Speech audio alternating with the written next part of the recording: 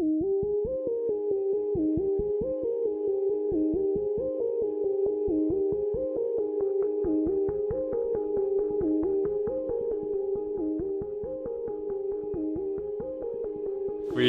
beneficiado en la visita que hicieron los médicos hace un año. Me hicieron una cirugía que salió muy bien. Me siento muy bien, muy agradecido con ellos.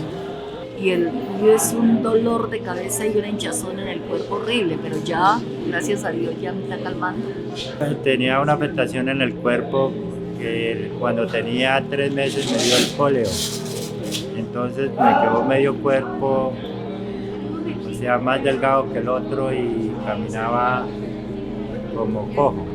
De antemano pues le doy las gracias a ellos porque ellos son los que de verdad me han quitado mis dolencias. Me hice un procedimiento de lipectomía, el cual se me infectó, no sé, debido al mal cuidado, no sé cómo sería. Estoy acá porque me enteré que había una brigada de salud que venía aquí al Guaviare, entonces vine para que me hicieran un arreglo en la mejilla, que es un problema que tengo hace más de un año.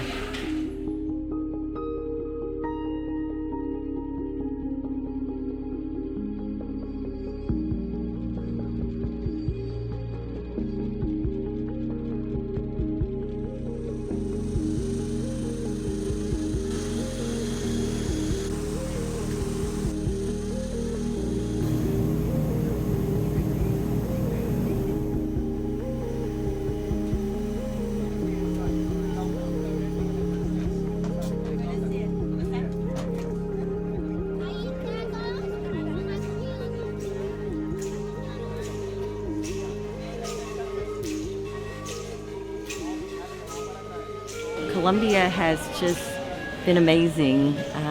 The people are some of the most kind and welcoming and generous people I've ever met. The food here is it's just delicious. It rivals the top cuisine in the world, and very, very tasty. And Colombia has a wealth of natural resources. There's the colorful rivers, there's also the cave paintings, so many beautiful natural resources here as well. So I love Colombia.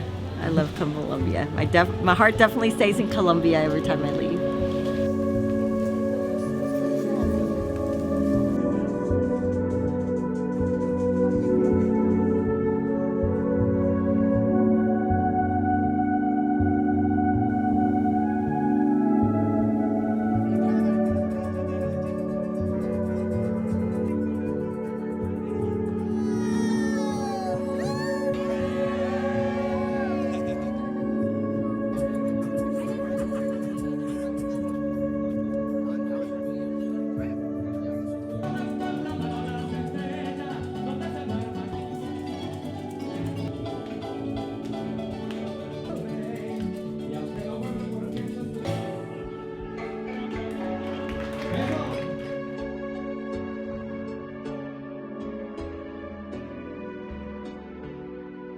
In 2020, I met two wonderful people, Jamal Bullocks and Cara Bullocks, who are the director and medical director of Surgical Volunteers International.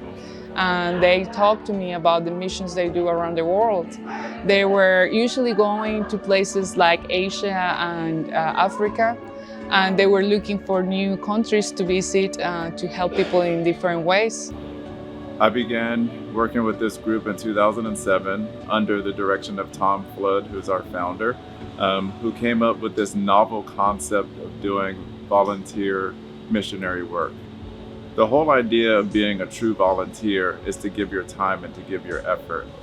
And he wanted to create an organization that was unfiltered by any sort of bureaucracy or any sort of overhead. The goal of Surgical Volunteers International is to make sure that every single donor dollar goes to a patient, their family, or a community that suffers from minimal resources.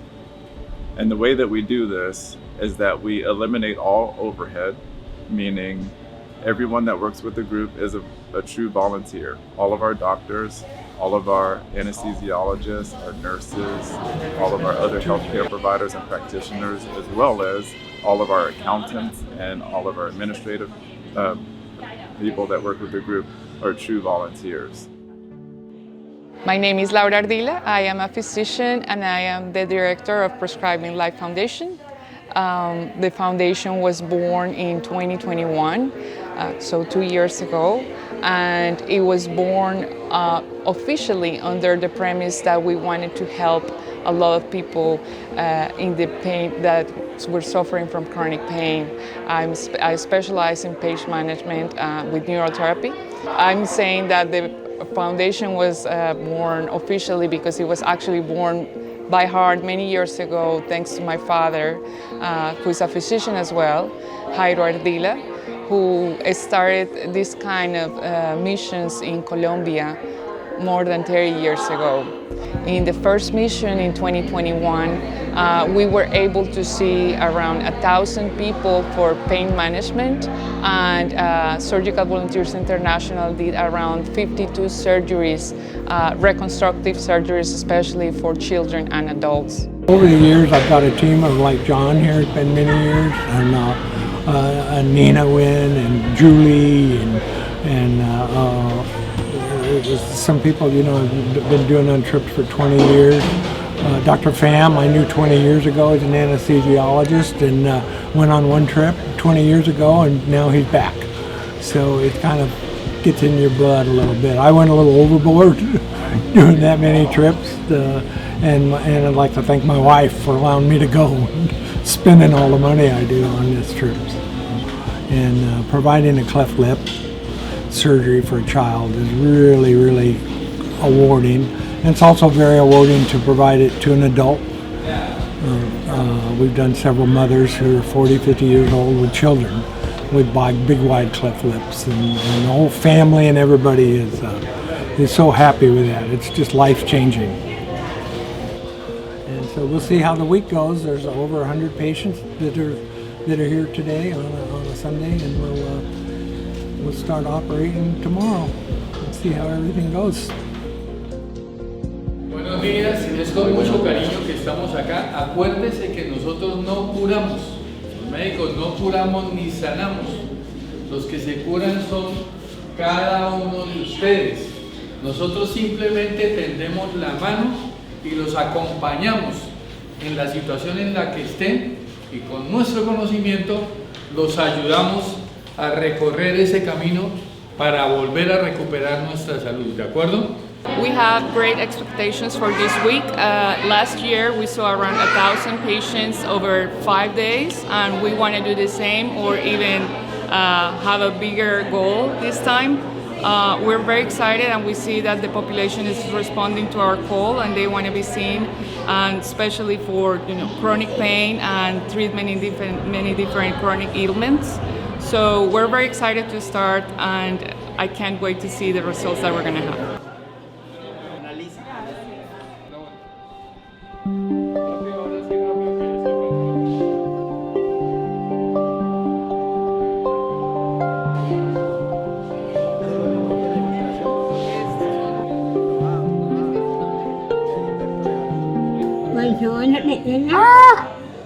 Trabajaba una y a los 14 años, en una fuerza fue mi última operación, de ahí nada más.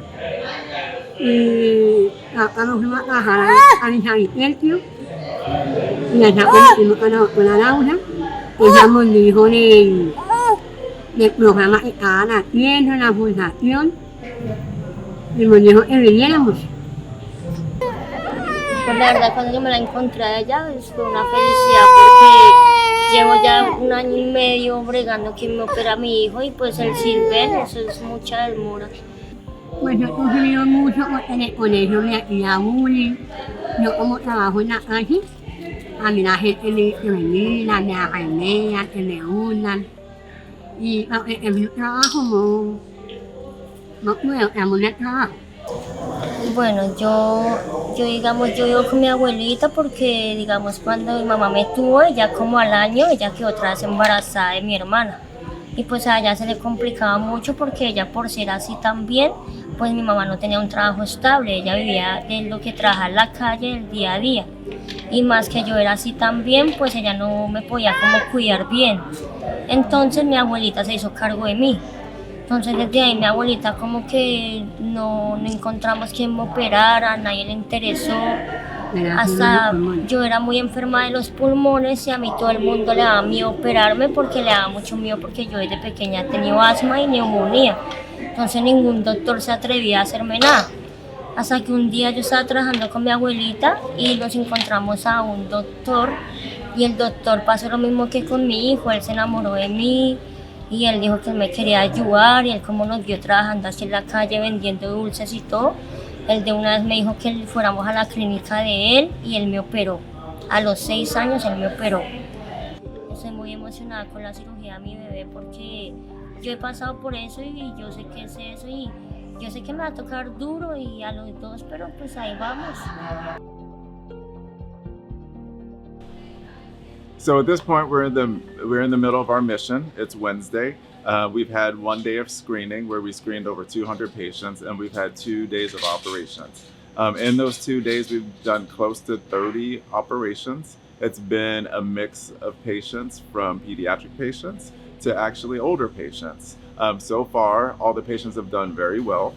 We've had some real impactful surgery, especially in the younger patients that have been born with cleft lip and cleft palate, and also in the patients that have had hand deformities and anomalies that are related to trauma that we've corrected with plastic and reconstructive surgery.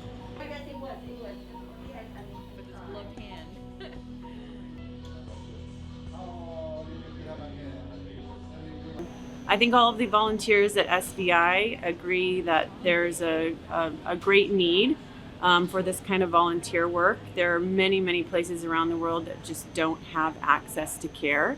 And if not for the volunteers, they never would. So it's important to get out there and help other people. That's why we all went into this profession. And by helping them, it helps us. It brings us back to why we first started medicine, why we went into this career, and that's important for these patients and the patients we care for back home as well. So it's a great and rewarding thing to do. The hardest thing we face is we do surgeries on babies. It's really important to pay attention to how it affects their lives. Like, for example, if you do a cleft lip, you have a great challenge to make every part of his face to look similar on both sides. And you know, when there is like any millimeter difference from one part of the nose and the other side, it's gonna be looking bad on him and gonna affect his life at school, how to make friends. And it really gives us a big burden, and we're trying our best to help them. And it's really, really beautiful. You see how it affects the life in the future.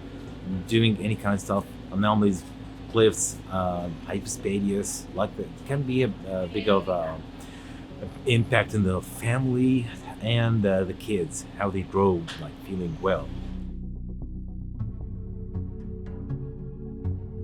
I see that as one of our mission is just to fill in the gap, or to not just jump in and do surgeries and then jump out of the countries again, but really to develop a good relationship with the people in the country so that we can actually make improvements that will carry into the long term.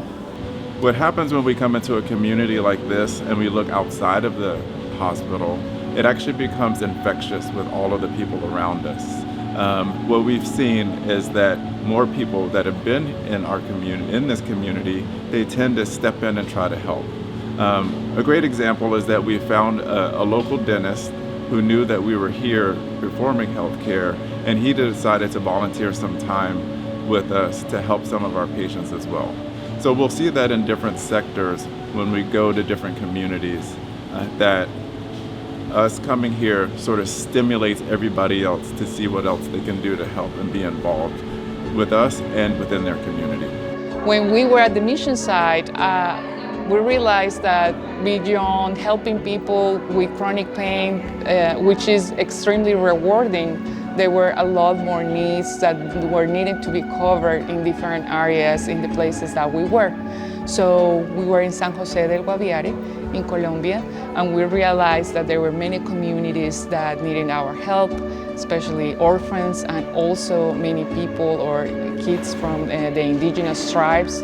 In that process, we created a second mission in the same year, and in December we were back close to Christmas time.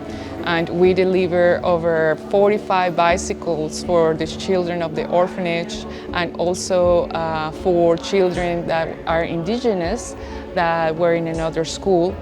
In both cases, they didn't have the means or the ways to go to school or any transportation to go to school.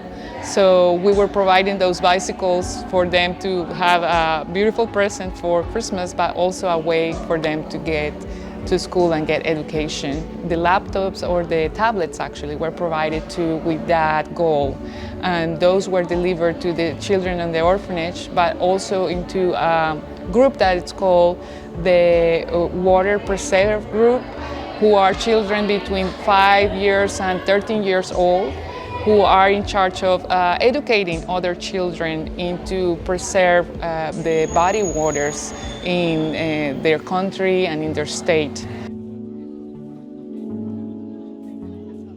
Over the next months, we also started a project to create a water well for an indigenous community in Guaviare, in the community of the Huey community, and that's going to provide clean water for a school in the indigenous community where around 150 children go to school, and the community per se is going to be also provided with clean water.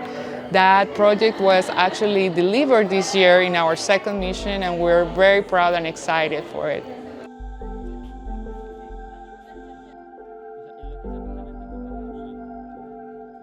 Another thing that we have been able to accomplish was to create a link with a robotics program that is actually in the middle of the Amazon in the area of Guaviare. And there is this wonderful, beautiful teacher. Her name is Tatiana, and she is teaching kids understand and have fun with technology and with robotics, but also educating them in a way that is being environmentally conscious. ScienceBot ya lleva más o menos 7 años.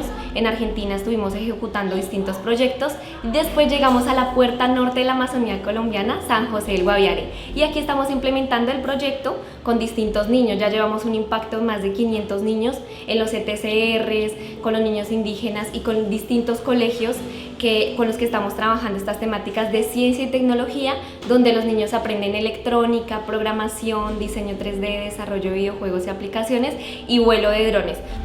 Tuvimos el acercamiento con la Fundación Prescribing Live, la cual nos apoyó con unas computadoras para las niñas que fueron seleccionadas del programa She Is, Ella es Astronauta. Una de estas niñas logró llegar a la NASA junto conmigo a conocer las instalaciones del Space Center, donde estuvimos una semana entera aprendiendo distintas temáticas de ingeniería, matemáticas, artes y todo lo que tiene que ver con ciencia. Nos encontramos con una persona que nos ayuda a gestionar el contacto con la Fundación Prescribing Life y bueno, afortunadamente me dan un computador, el cual me funcionó un montón para poder asistir a todas las clases, para tener en orden como las cosas y los aprendizajes que tenía y mantener un proceso como llevadero y organizado. En San José del Guaviare hay un gran impacto social con estas temáticas de ciencia y tecnología. En ScienceBot somos 19 jóvenes que estamos enseñando estas temáticas de robótica y programación, y es por eso que estamos buscando el apoyo de distintas entidades para que podamos lograr llegar a más comunidades rurales y urbanas llevando estas temáticas de ciencia y tecnología, y que los niños puedan tener esas herramientas para lograr sus objetivos y tener una vocación científica en sus futuros.